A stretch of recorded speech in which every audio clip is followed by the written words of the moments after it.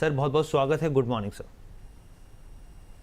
नमस्कार sir. Rajesh sir, ये क्या हो गया एकदम से? ट्रम्प ने मतलब एक बयान दिया और पूरा मार्केट जो है एकदम धराशायी हो गया सर। और ऐसे में यहाँ पे एक और दो चीज़ें बड़ी दिलचस्प हुई।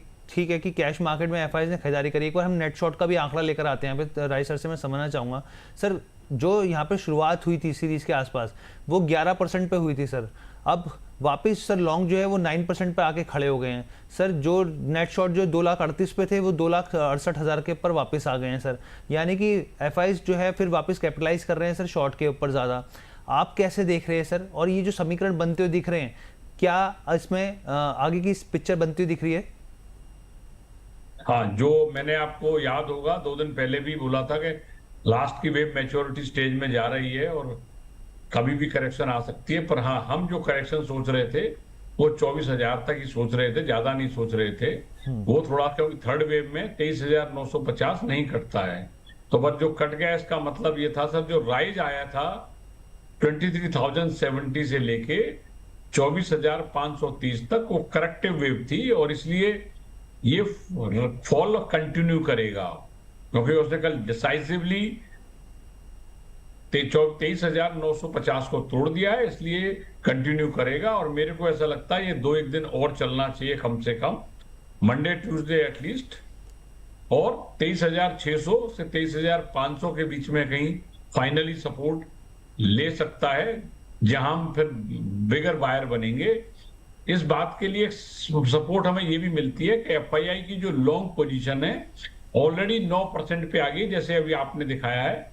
और हिस्टोरिकली जितनी बार भी हमने चेक किया है, ये 8% के नीचे नॉर्मली जाती नहीं है। तो इसका मतलब यही है कि अब डाउन साइड भी अगर इस लेवल को देखें तो बहुत ज्यादा नहीं है। तो ऑलरेडी आप 23,800 का टेस्ट कर चुके हो, तो 200-300 पॉइंट की बात और रहेगी, पर ये अप एंड डाउन के साथ ही आएगा। और इसमें अच्छे क्वालिटी स्टॉक्स हमें अगले 2-3-4 दिन में लेने चाहिए। तो ट्यूसडे को एक्सपायरी है, तो आज 2 दिन वो, अगले वीक के और 2 दिन आज, तो 4 दिन मान के चलें। अब बाजार दबाव में ही रहेगा, सेल ऑन राइज की नीति रहेगी, बाई ऑन डिक्लाइन की भी रहेगी, क्योंकि ऐसा स्टीप फॉल थर्ड वेव में आता है जो आ गया।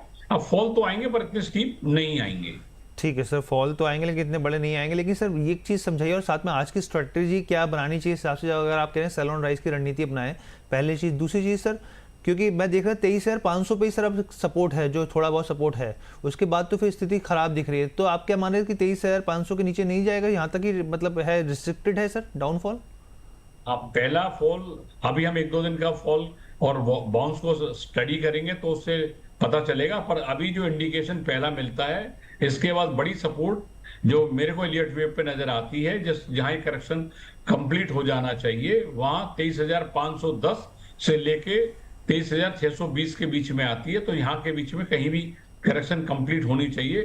तो और मेरे को इससे नीचे की संभावना कम लग रही है कि 23,500 कटेगा, इस बात की संभावना कम है। यद्यपि लेवल तो 23,000 तक के भी खुल गए हैं, पर अभी मैं अपने दर्शकों को बोल के डराना नहीं चाहता हूं।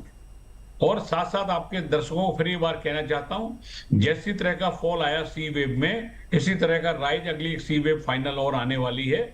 चिंता ना करें, जितनी तेजी से फॉल आया उससे तेजी से राइज भी आना चाहिए, अगर मेरी एनालिसिस सही है। अगर ये सही हुआ तो आपको जो अभी हाई लगा था, इसके ऊपर निफ्टी जुलाई एंड में ही दिख सकती है, इसी मंथ में दिख सकती है।